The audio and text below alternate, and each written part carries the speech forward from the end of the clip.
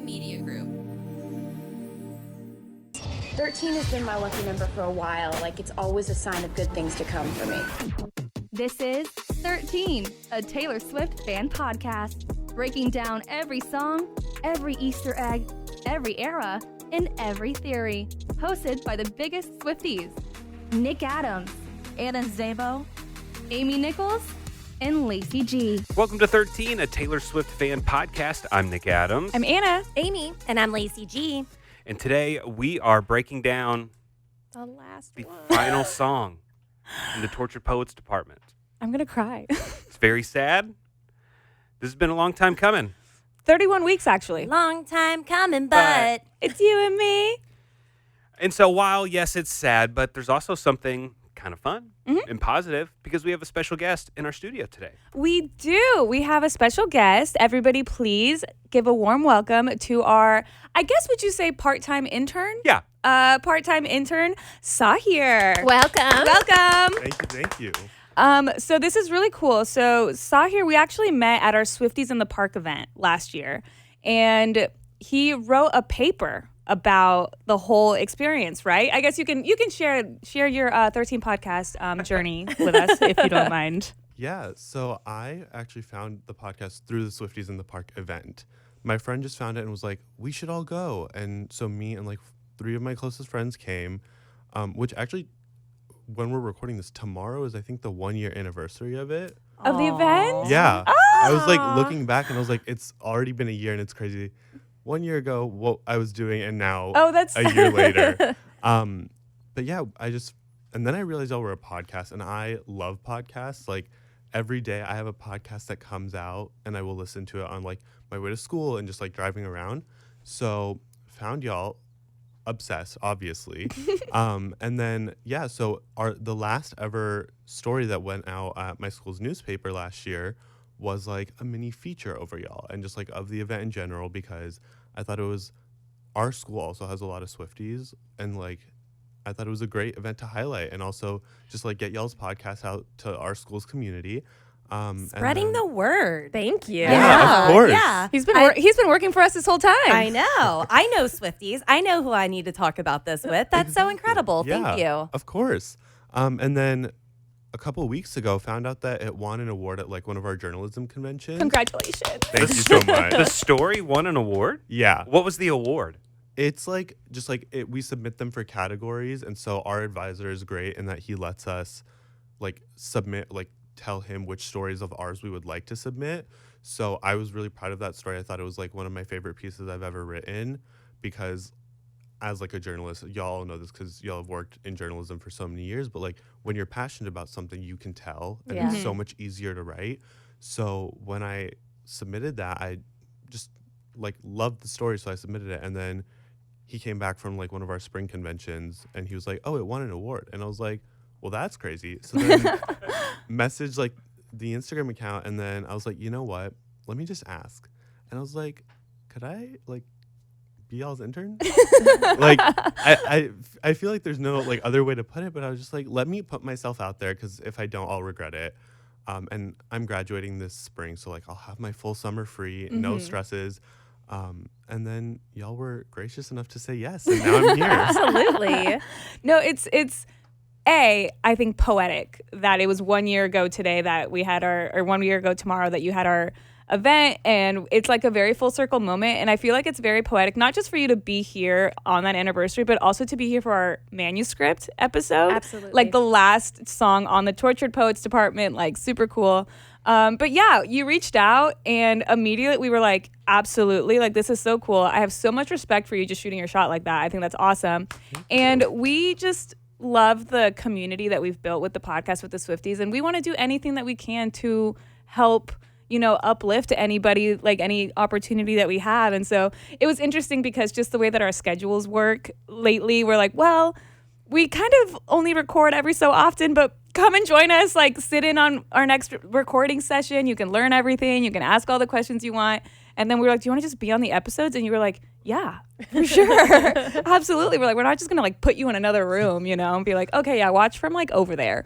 That would be weird. So we're so excited that you're here. Thank you so And much. kudos for shooting your shot and Yeah. asking. Everybody should most definitely do that. And I'm so proud of you for winning an award for the article that you wrote. However, we're glossing over the fact that he won at our event. Oh my God, yeah. Yeah.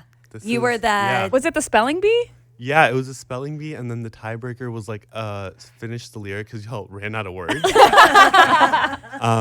And if I'm not wrong, I think the song was Speak Now. And the lyrics I had to say was horrified looks from everyone in the room. Yeah, I remember Nice. that. Oh my gosh, that's awesome. So we have an award-winning writer sitting in with us. That's you guys. right. Wow. And That, I'm no a little pressure. nervous. And while we're giving Sahir all of his props for shooting his shot, he's also doing that as a kid in high school.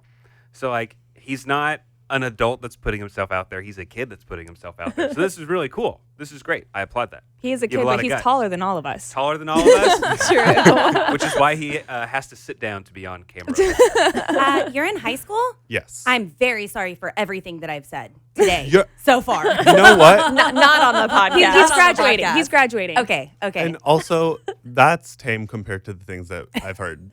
In high That's school. same compared to high school. Yeah. I'm a little bit leveled up from a high schooler. I don't know. My maturity level's You still could- way down there. You could pull a what movie is it? 21 Jump Street, and go back to high school. I was thinking Billy Madison. See, that shows my age. Oh, I love Versus Billy Anna's age. Madison. I've never seen Billy Madison. I know, exactly. Oh, That but hurts. You know what I just watched? What? We don't have to talk about this. Forrest We're Gump. going off the rails. No, The Matrix. Oh my God, for the Oh. first Good. For the time? very first time, yeah. Okay, we have to talk later. Yeah, but that'll be for a separate episode. Because we're here to talk about the manuscript. The manuscript. It's been a long time. Like, I kind of felt like we would never get to this point. I know. You know how it's like the school year is so far away from being over, and then all of a sudden it's over? Mm-hmm. What? Yeah, well, we realized in our last episode, I think, or recently, that we started our Tortured Poets Department era in July. And now it's April, about to be May. Like, this is insane. This is such an era, I guess. And then we're going to get into our final rankings where we can really talk about, you know, what we were feeling at first and what we were feeling now and things like that. But I genuinely never thought we would see this day. This is weird. Well, I do think it is fitting that the very last song on the Tortured Poets and Department anthology was just written by Taylor herself. Mm-hmm. It's a nice, subtle song. It's not real loud or in your face or anything like that. It's just kind of a nice little bow at the end of this. And- 31 tracks. Right, 31, which is her favorite number backwards. Love. Oh my God. I love those little things. I know. And I do think, like, I feel like the song is just very reflective, both on the album, like the entire body of work, but also her career, the Eras tour, like just kind of, I don't know. It's just, it took me a while. I mean, like we've said every single time we break down a song, it's like there's 31 songs. So it kind of like, it takes a little bit to digest everything. But I think it took me a while to really understand what she was saying in this song. Or did you guys get it right off the bat? No. No, it took me a minute. I mean, if we're reflecting now on when we listened to this for the first time together, it was so late and we had no idea that we were going to get a whole second album. I was out of it. There's no way I grasped. You didn't absorb No, much. no. Especially, it was like 3 a.m. It's kind of a slower song, and it's right after Robin, which is slower.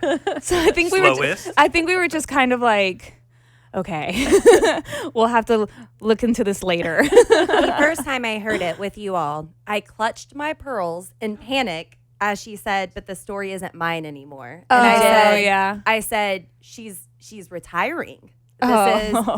This is it. And then for a little bit during the Eras tour, it seemed like she was saying goodbye in some of her speeches and stuff, and people were speculating then that this is it.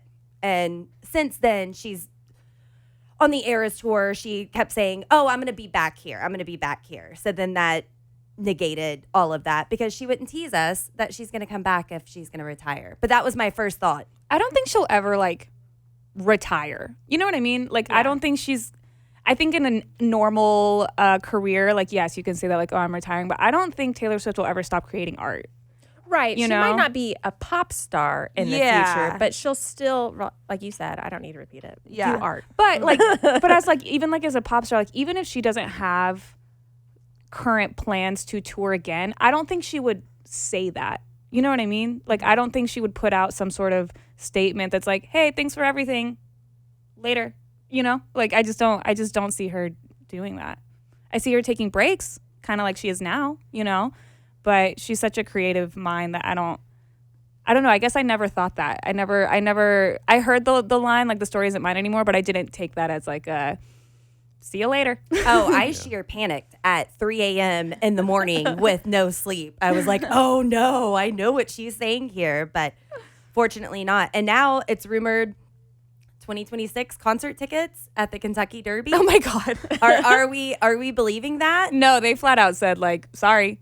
I thought they said it's not for 2026. It's for her next show. But then from what I've seen on TikTok, like they have ties to the Kentucky Derby. Travis put in a lot of money on a horse last year, some Swift something. So people are speculating, are they going to go to the Kentucky Derby? Is she going to wear something at the Kentucky Derby to announce next era, next whatever? I don't even know what it is. Well, we'll Soon. see. It's coming up shortly. Okay. Where is it? It's in Kentucky. I know. I know. That reminds me of one time we were up here at work and one of our interns asked me what night Saturday Night Live was on. It was Alicia. You can say. Wait, okay. No, okay. it wasn't her. It wasn't Alicia. I thought it was Alicia. I don't think it was. I think it was. I think it was. Was it? Yeah. Yeah. Maybe it was. Alicia's the girl that does the intros. Alicia does the intros for the podcast. Yeah. 13.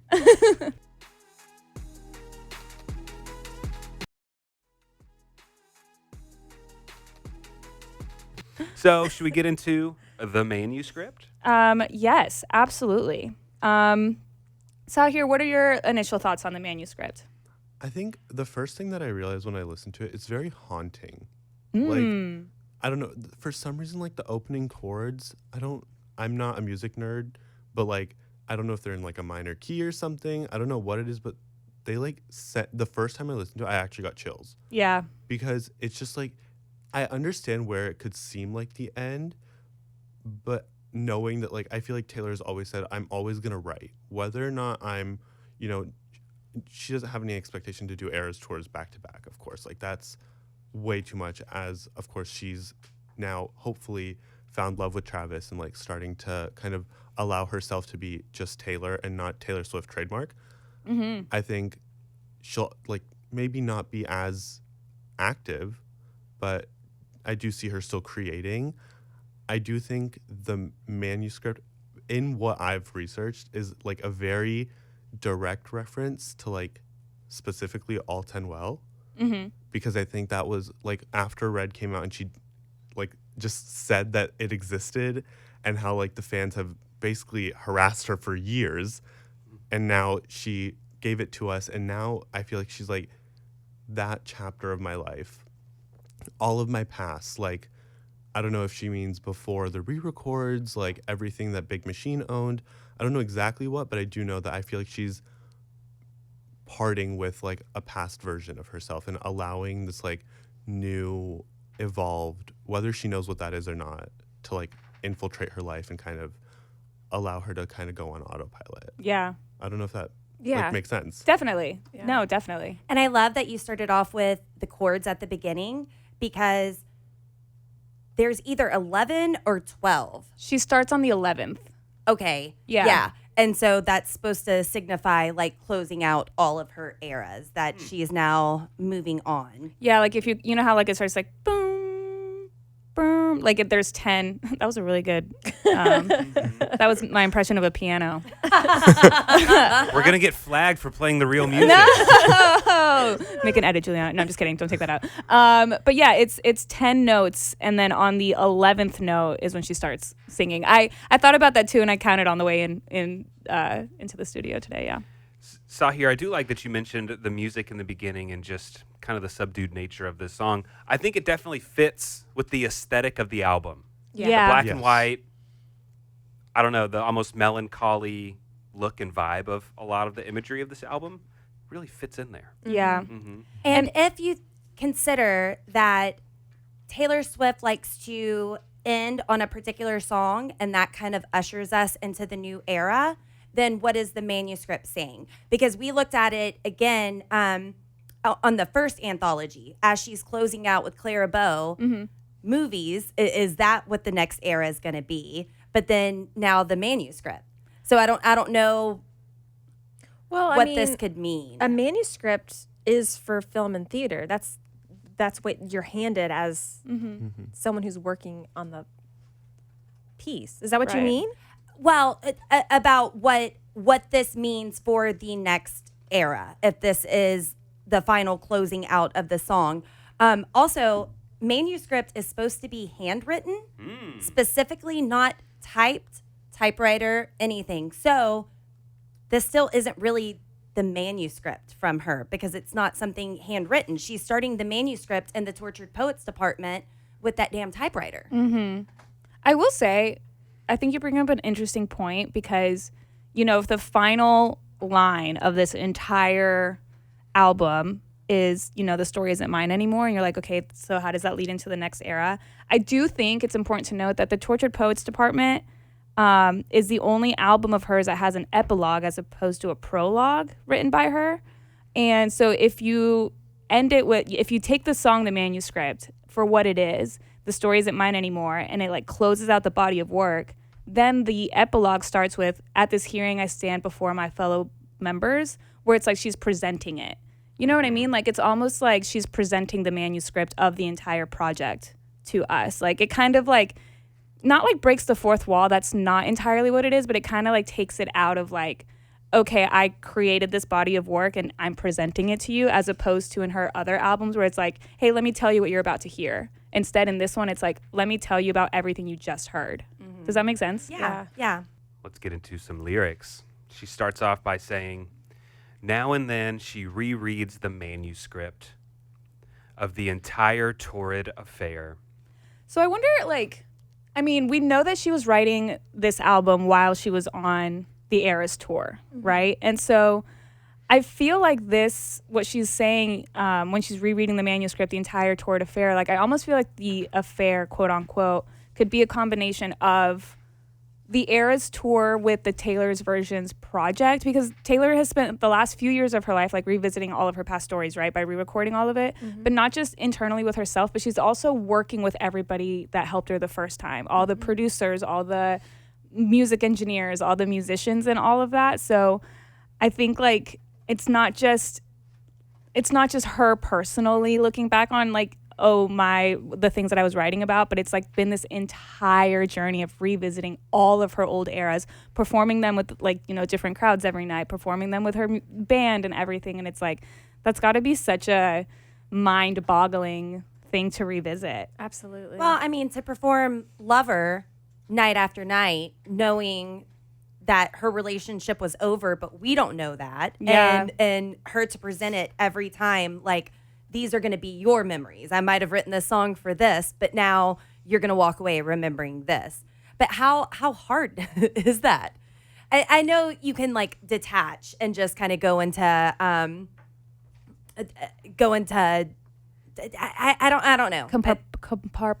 Compartmentalize? That one. Yeah. Go into autopilot, I guess. But still to perform that song night after night, knowing when she wrote it, that was her intentions. She was a completely different person then, or had different thoughts and outlooks, and then life happens and life be lifing. But and what is torrid? Torrid is full of difficulty or tribulation. So she's rereading this manuscript of a time that was really, really hard. Yeah. I also think it's important to note that at the beginning of this song, she's talking in third person. Yes, she. Every now and then she rereads the manuscript. So she's kind of distancing herself in that kind of way. I think that kind of connects to at least what I found. I think it's really interesting that she says now and then, because it's not I don't know, for some reason, when I think now and then, it's read a couple pages and come back. Yeah. Take a little break because it's too much. And so what I thought could be a potential because it's a manuscript. I was like, what films has she done? She's in Cats, but I don't think this is about Cats. I like to think that she every now and then rereads the manuscript of Cats. And if she does, and she's happy, good for her.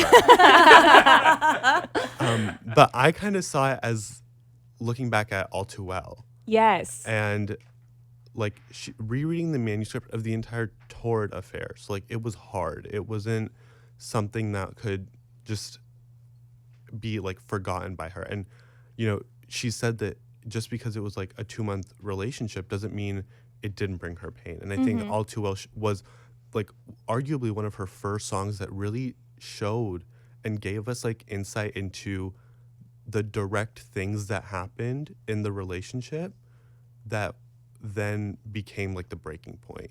So I think when I was listening to the song, and like I kind of always had All Too Well in the back of my mind, especially because the short film existed. And I thought that like this, because if I'm not wrong, she said that she had been working on the Tortured Poets Department for 2 years, which was prior to Midnights. And before Midnights was Red Taylor's version. So I think this could be written maybe like after the release of Red, as she's like writing for Midnights. Maybe this was supposed to be on Midnights, like the 3 a.m. tracks, but it didn't fit. But she had just recently like finished up Red, maybe promo or whatever. And I think like this kind of, based off the timeline she's mentioned, kind of fits in with like the All Too Well theory. Yeah, definitely. And she said, I mean, she used to have a problem performing this song. She was so emotional about this song. And so to revisit that and put out the 10-minute version and the film, I mean, that is just reliving some of her worst moments. And I got to imagine that, okay, you do All Too Well. That's a tough song to get through to relive all the time. Then you have this hype about the 10-minute version, like you're saying, Lacey. And then that becomes one of her biggest songs. So then people want that more and more and more and more. And it's just like, was that her intention with putting out the 10-minute version, that it would be like the biggest fan favorite of all time? Like, it's such a crowd pleaser. And it's like, okay, here we go for 10 minutes. I mean, 100 and some odd times on tour. Right. What and a legacy to leave. Exactly. And she recognizes that, though. Yeah. You know, she's like, I would rather, I mean, that's a pathological people pleaser, right? It's like, I know that my fans adore this so much, so I will do it.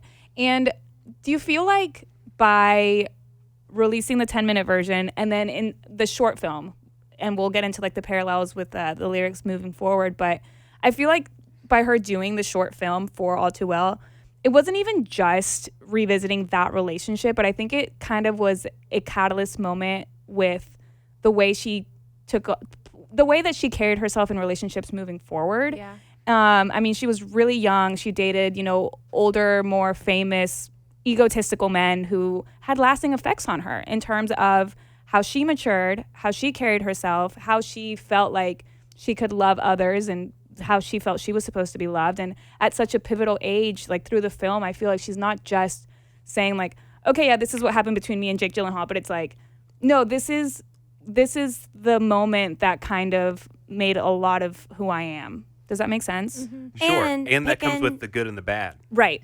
Picking the actors that she picked too, to have Sadie Sink being a child actress who's grown up in front of us, and then Dylan O'Brien, like she was very intentional and well thought out with everything.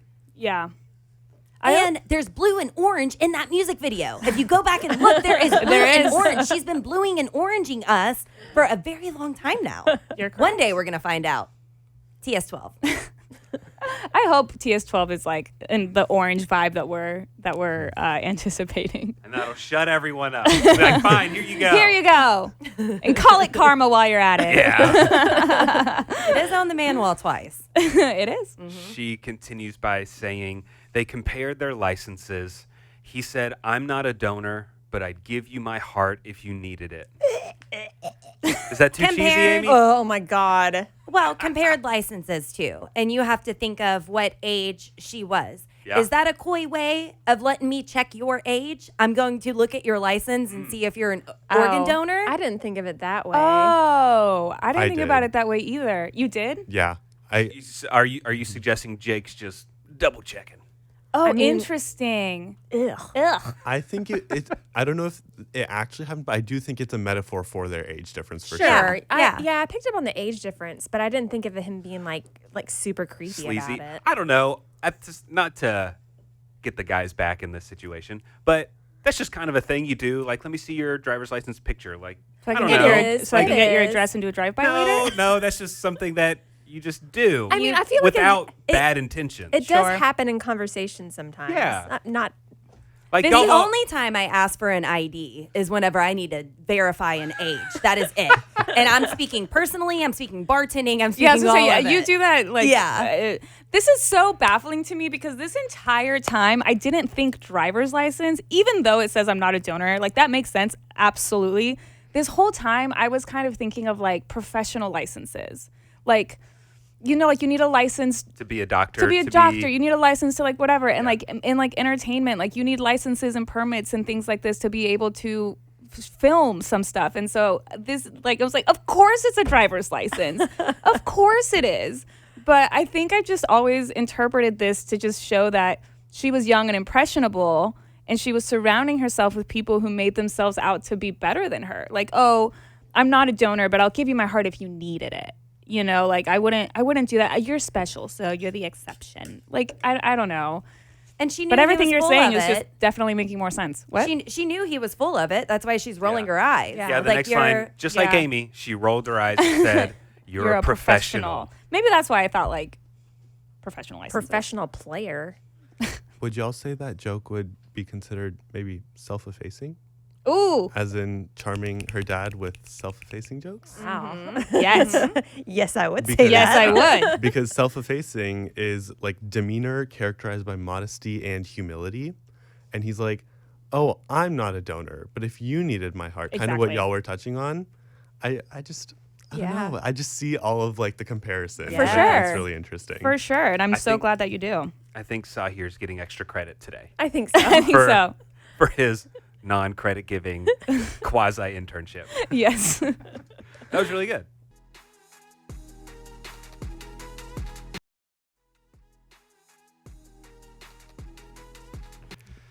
She rolled her eyes and said, "You're a professional." He said, "No, just a good Samaritan." That's like So he's still kind of laying it on thick here.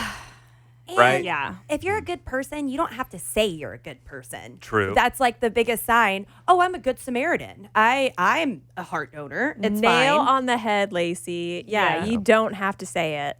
Yeah. I think Words, words, words. I want action. Okay. Sorry. I think like she's also just he's trying to make it seem like he's above her and she can see that. But she's kind of taking it as a hit and not like as a like hard eyes. Does that make sense? Like But I think so. But He's- also, she was into him. that's true. So Maybe I'm just mad. I don't know. Well, she's into him, but is the facade starting to fade a little bit here? She's starting to see. I mean, she is looking back. Yeah, If she is we're looking in the back. present and she's looking Is she back. looking back and seeing the red flags? Yeah. But Yeah. he's also telling her what she wants to hear, too. Yeah. Because he said if the sex was half as good as the conversation was, soon they'd be pushing strollers. Yeah. But soon it was over. Yeah. Well, that's just kind of saying like she's smart, wise, conversational, but young, right? And ultimately that ended up being one of the biggest issues was the age that she was too young. Yeah. She continues by saying, "In the age of him, she wished she was 30." So she wishes she was closer to his age. Well, She'd yeah. grown up a little bit. Maybe it would have been fine. If they were only closer in age. Mhm. That Yeah. was her fault for being young. Right. Well, and There are like so many parallels to All Too Well in this song. yes. Goodness. Yeah, I think just being with older partners made her want to be older also. And if you tie that back to just kind of like the lost childhood innocence that we just touched on in Robin, that was like right before this, it just kind of it all just ties into this whole dilemma that she's been having with like age and maturity. Has anyone in the room ever been with someone where there is a decent age gap? I have not. I haven't, I always thought I would, but no. but no. I've been with every age, I think. Yeah? Legal, every legal Well, age. you check licenses. Yeah. Yes. Yeah. I mean, have you ever felt any of these feelings dating someone that's older, like, man, wishing you were of their age and there wasn't such an age gap? Oh, by all the ages, I really mean Below. younger. Yeah. So you would have to ask them. They want to mature and rise up to my level. I guess it's interesting though, and like not even just in a romantic situationship, but like I have a friend who is 5 years younger than me and like my close friends, and she hangs out with us all the time. And sometimes we forget that she's 5 years younger until we make some reference about something from when we were kids, and she like doesn't get the reference, and we're like, oh my God, yeah, wait, we totally forgot that you're younger. So I'd be curious to ask her like if she feels like, oh, I wish I was their age, or if she's just kind of like, why am I hanging out with this older crowd? Yeah, did you feel that way when we were talking about Billy Madison earlier? You know who we can ask? Sahir. Sahir, have you ever seen Billy Madison? I have not seen Billy Madison, nor have I seen 21 Jump Street. Oh, no! Unfortunately, What about The Matrix? I have not seen The Matrix. Okay, I either. just watched that for the first time, so it's However, I do like my brother is 13 years older than me. Oh. So when I heard this, obviously it's a very different relationship, but like I started drinking coffee in middle school because I wanted to be like my older brother. And like the French press line, like all of the, like as someone who's way younger, and like I would just like be the little 5-year-old when my brother was 18 with his friends. It's very interesting because that a lot of what she's saying is very true. Like you do want to appear older, and again, 5 and 18, I wasn't really doing anything, but like there even now, like my brother's 32, so when I'm hanging out with him, I do try to seem like, instead of, dumping sugar into my coffee, I'm now like, oh, I'll just have a black coffee. Like, and like the smallest things like that. And it really is just like, I want us to be on the same page. Yeah. So like, I do definitely understand where she's coming from in this sense. Yeah. And I think it's really interesting, like how, honestly, I think it's like a universal experience. Absolutely. Yeah, definitely. And that's such a good metaphor too, like just the coffee and the French press. Like that's such a simple but relatable way to put it. And that's interesting that applies to you as well. I'm a full-on adult, but I do not do black coffee. None neither. whatsoever. I need my coffee to not taste like coffee. Yeah, what is everyone's coffee order? Because this next line that we're referencing is, in the age of him, she wished she was 30 and made coffee every morning in a French press. Afterwards, she only ate kids' cereal and couldn't sleep unless it was in her mother's bed. So what is everyone's coffee order? I mean, are we talking about like if I go to Starbucks or at home? I mean, I would say at home because she's at home. Right. She's not making a special run. I only make coffee on the weekends. Okay. With the French press, and I do sugar and milk. Mm-hmm. Okay. Mm-hmm. Yeah, I also have a French press that I really enjoy, but I add creamer and sugar, and it's basically like, have you seen those pictures of that? It shows the different shades of coffee. Like I'm like as sweet as can be. Yeah, same. Let's see. I do a vanilla oat milk latte. That is not at home. Yeah, it is at home. Oh my God. I mean, you just froth up some oat milk. He's lactose intolerant. You just froth up some vanilla oat milk and but put it in he's your frothing coffee. it. That's it. Who's frothing at home? You don't have a Nick frother? Adams. No. Y'all don't have a frother? No. I want do. one. Sahir has a frother. I do. Wow. Again, I'm also I'm an iced oat milk latte. Love iced. Yeah, I even it's December and I'll get one hot drink, but other than that, yeah, every morning I have an espresso. So they have like Oatly pods, like the oat milk brand. So I'll have that with oat milk. I actually don't use Oatly oat milk, and then I make like the syrups that they have at like coffee shops. Yeah. I make my own at home. You're so fancy. Yeah, again, older brother. This Yeah. is all like his wife had one time randomly mentioned that she wanted to try lavender syrup in her coffee. And I was like, I'll make it for you. Made it at home about 2 years ago, and I've been doing it That's once a nuts. month. Wow. I have like a day where I make my syrups at home. So I have, every day lavender oat milk latte. Wow. That's All beautiful. right, Mr. Intern, Yes. next time you come, we need some of this coffee. I was gonna make. I'm assuming y'all have had them. I was gonna make y'all chai sugar cookies. Really? Like But Taylor's recipe? Yeah, because my friends, I really hope they're not listening. They're obsessed with them. They should be. I make them at least once every 2 months. I love that. Wow. They literally texted me because I was mentioning that I was gonna make some for y'all, and I was like, of course I'll make some for them. They literally texted me last night, where are the cookies? That's impressive, too, because I tried following her recipe one time, and my cookies did not turn out very well. But I'm also not skilled in the kitchen. So after this coffee line, she says afterwards she only ate kids' cereal. So she's trying to impress him by drinking this mature, older person's coffee from a French press, but then she's going to eat her Lucky Charms afterwards. Retreated to childhood Right. and innocence afterwards because it wrecked her. Well, yeah, it was more comfortable. I almost feel like you could even argue and say that it was a bit of a trauma response. Yeah. You know, to revert back to those childhood tendencies. Like, okay, I went from drinking coffee in a French press, but after I got my heart broken and all of this happened, I'd only ate kids' cereal and couldn't sleep unless it was in her mother's bed. Like, it's a bit of a trauma response. Mm-hmm. Then she dated boys who were her own age with dartboards on the backs of their doors. That's so true. Yeah. Saahir, do you have a dartboard in your room? I do not. I did. When I was in middle school, I did. Now it's just Taylor vinyls. Yeah, Okay, good. as Yeah. it should be. But so, like, what age would that be, the dartboards on the back of their doors? Because I feel like that can kind of range from, like, 15 to 25. Yeah, Yeah. that's what I'm thinking. It's someone like senior in high school to To college. into mid-20s college, yeah. after college. Yeah. Yeah, Which just so happens to be the ages of the two people she dated after Jake. exactly. Yeah. Also, I have a dartboard. Just to be clear. Why didn't in we my, ask? In Well, my it's for all game those room, younger boys that are coming over, Lacey. I have Why didn't we ask? I have a dartboard, and it's just hanging up on my wall, and Is I'm it in not the- good at it in my game room. Yeah. Is Yeah. that where the clown art is, too? Yes. Nice. Yes.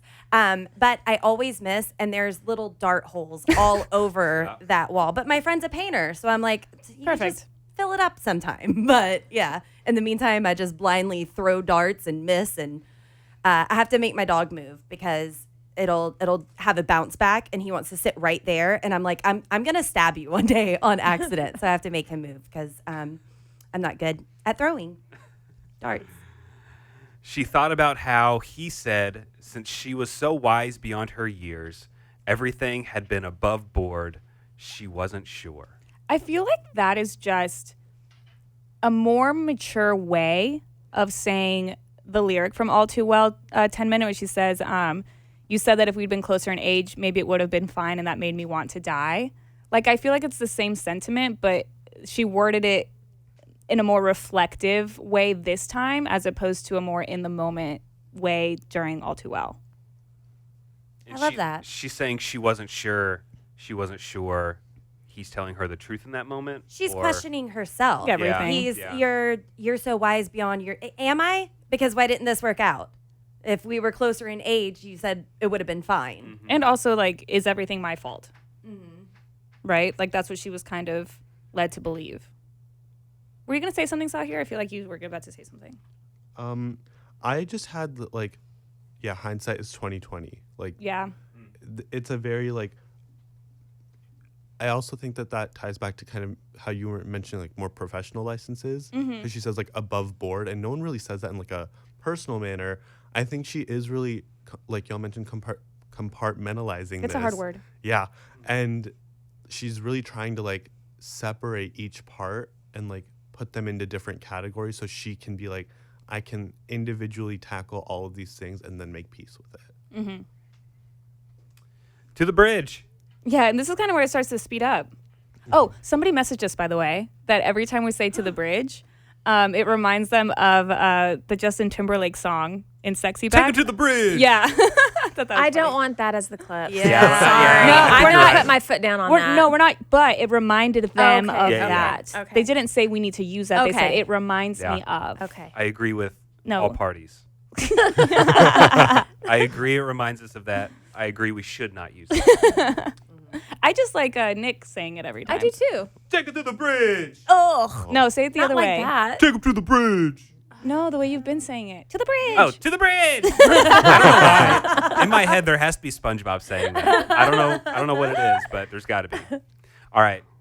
She says, in the years past, like scenes of a show, the professor said to write what you know.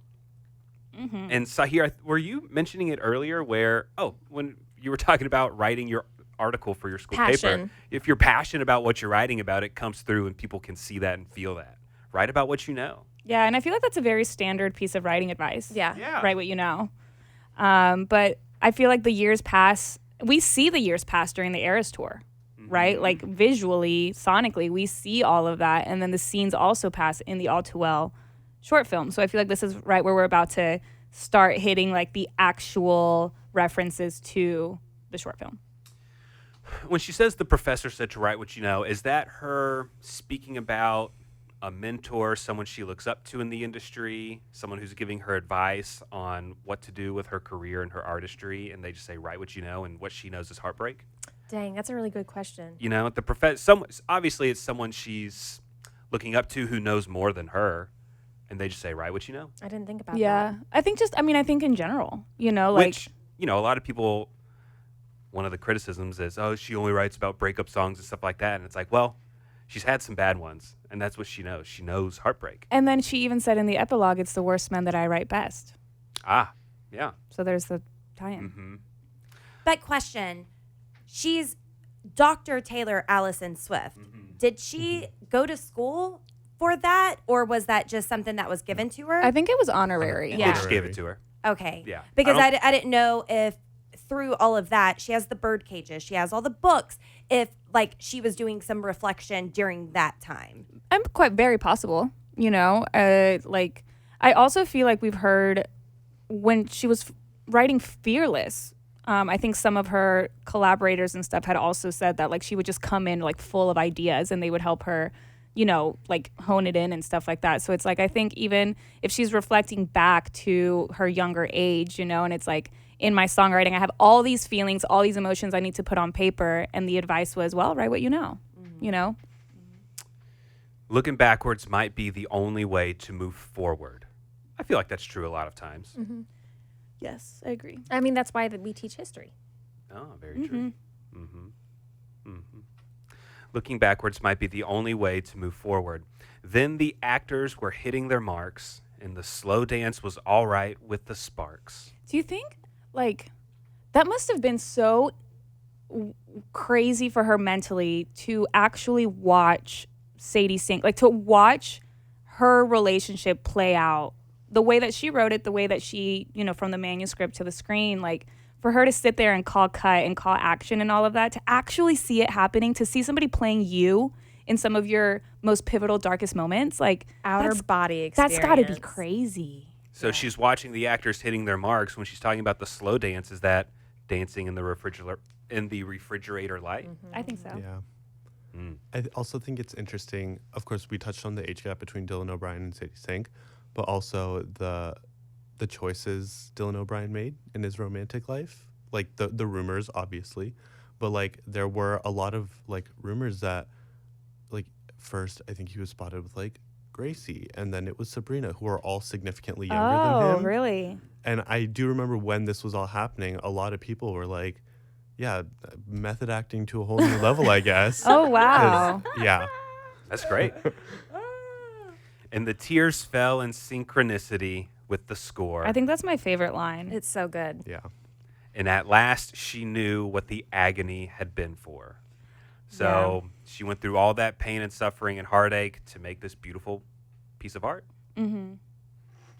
Yeah, And 10 years later, she's like, oh, And I Here we wonder, are. I wonder if she shares that sentiment, not just when she was actually putting together the short film, but also when she's performing it on the Eras tour. You know, like we all say that that's the most therapeutic experience, to sing All Too Well in a stadium full of Swifties. And so I wonder if in that moment too, she's like, this was what it was for. You know, like my pain helped others realize their pain. I saw a funny post the other day that said, Taylor Swift performing All Too Well 10-minute version did more for women than the 11-minute space trip from like, you know, that they were like, this is Katy Perry in space, and they were like, this is for women, and it was like 10 minutes long, and they're like, All Too Well 10-minute version did more for women than that. I love that so much. Oh, the shade. I know, but it's true. Yeah. It's been a rough few weeks for those ladies. And now we go to the outro. We're getting towards the end here. The only thing that's left is the manuscript. It's real slow at this point. And this is when she Really starts drops down. And she reverts back to, not reverts back, but now she switches to first person. The only thing that's left is the manuscript. One last souvenir from my trip to your shores. Now and then I reread the manuscript, but the story isn't mine anymore. So when I hear that, okay, manuscript, it's something written, something that she's reading. And then you think about Dear Reader. In Dear Reader, she's kind of like warning people, hey, whatever, you can take what I say for granted. You can do what I say, not as I do kind of thing in Dear Reader. And then she has this other thing where she's kind of reflecting back at something that's written also, and she's reading what she wrote. Yeah. I don't know. I think it's just an interesting way for two different albums Definitely. about reading. And some people think the last souvenir from my trip to your shores, she traveled the world doing the Eras Tour and then released the Eras Tour book. And that's something that we have in our hands that we can go back and look at time and time again, that we're probably never going to get another Eras Tour. She could change it up. She can do whatever, but that's still the manuscript that we have, all the memories that we made, and then her actual photos and stuff in the Eras Tour book. And I think I'm in denial about that. There's never going to be another Eras Tour. Yeah. You know what? In 30 years, she'll make a tour where she's playing some hits, and we'll all go together. But it won't be the Eras It Tour. won't be the Eras Tour, but she'll do something. There was just such a magic about the Eras Absolutely. Tour, the time that it happened, the way that she did it, in the process of owning her music. Like, it just, everything about it worked, and I don't think it'll ever happen again in that capacity for any other artist, at least not in our lifetime. Man, and what a perfect time for her to do such a big tour. It's right after COVID. People are itching to get out, and it becomes the biggest tour ever. Like, timing, content, the spectacle of it, everything was perfect. Everything. And Everything was now perfect. even I feel like touring artists now, I think, are also trying to figure out a way, not to recreate the Eras Tour, but there was so much hype behind every single piece of Eras Tour, like the surprise songs, the outfit changes, things like that, that even though we went, we were tuning in every single time to see what she was going to do. And I feel like artists are trying to kind of incorporate that themselves by like, okay, do I add covers? Do I add, like, how can I keep people interested? Because she kept people interested for 2 entire years. And it's kind of like whenever someone has a viral video and then everyone tries to recreate that viral video, but it's never as good as the original one. Exactly. And at times it seems a little pathetic and sad that you're trying to do the exact same thing. Yeah. When she ends the story, when she ends the song, but the story isn't mine anymore, is that her saying that chapter's closed, I've moved on, it's not going to affect me anymore?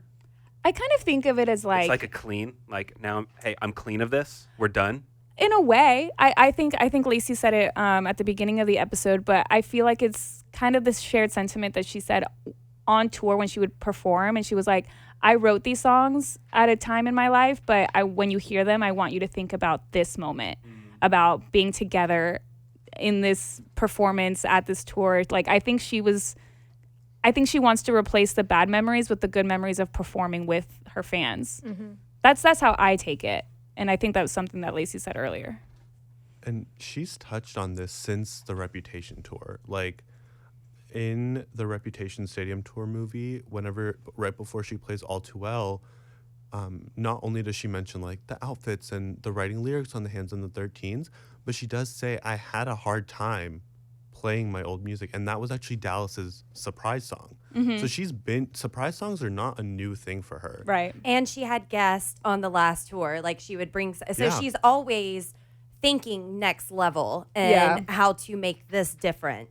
And you can definitely tell that. Exactly. And so she said that, like, the fans love and seeing how much, like, catharsis and, like, relief that song brought the fans is what redefined her relationship with that song. Yeah. So I think, like, she's been saying this since 2018, and now revisiting it so many years later after having the 10-minute version, after having all the memories of it, after 25 hours straight, like, all of the time that she's played All Too Well is 25 hours.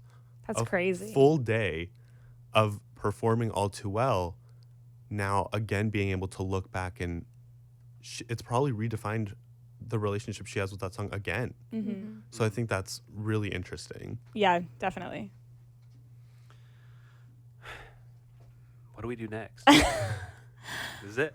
I don't know. We don't. She hasn't announced a new album As of at yet. the time of this recording. At the time of this recording, yeah. What do we do now? She I'm has lost. not, but that doesn't keep people from theorizing what is going on. So let's hear from a couple of those. Yeah.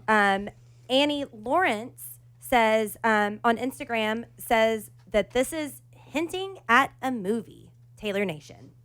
Did Taylor Nation just give us a nod towards the next Eras Tour film? Because yesterday they made a post releasing these new wallpapers, and every photo that they shared is quite ironically from the Tortured Poets set of the Eras Tour. But what most got my attention from this post that they made was the seemingly random slide at the very end. This is a video of Taylor greeting fans during the Eras Tour film premiere. And as we know, there's been quite a lot of filming evidence at the end of the Eras Tour to point towards probably a documentary or some sort of other Eras Tour film. So with all of the Tortured Poets photos and this video of Taylor greeting fans at the Eras Tour film premiere, is this Taylor Nation's way of telling us to keep our eyes open for possibly this happening again? I've never met Taylor. I know so many of us have never met Taylor, and I really hope that something like this does happen. Yeah, it could. They're doing something with that footage. I thought that was odd. 100%. Yeah. Because they were on stage. Like for Right. the Tortured Yeah. Oh, Poets. yeah. And like they refilmed that entire movie. Yeah, and we've seen when she was getting off stage, there was like a whole camera crew and stuff. So And the first time that they were filming on stage, that ended up in the Eras Tour movie that was released in theaters. It's now on Disney. Like when she was in LA, they were filming Yeah. a bunch of stuff. So we've seen the result of that footage. But the new footage they were filming at the complete end of the Eras Tour, when are they're we gonna doing see? they're cooking something up with it. I wonder when we'll see that, because But it is also possible that they're filming. They don't know what they're going to do with it. Right. But they're filming it to have it. I We'll figure it out later. still think that there will be a docuseries of some sort. Not that I just want it because I've said it a million times on the podcast, but I do think that there will be something documenting the entire Taylor's version process, because there was also camera crews at the All Too Well short film premiere.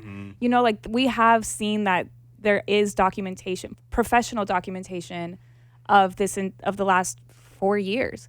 What if we're featured in it? Maybe. Because our podcast has been going on for 4 years. What if there's a clip of us being like, "Hi, God, I hope Taylor, not. we love you. Taylor, we love you." What's Taylor going to do next? It's actually, there's just a whole episode of the docuseries dedicated to answering all of the questions that you had. It just goes one by one through like, what's on your charcuterie board? And Taylor's like, to answer your question, I would die. And then she actually tells y'all where Philly is as opposed to Travis.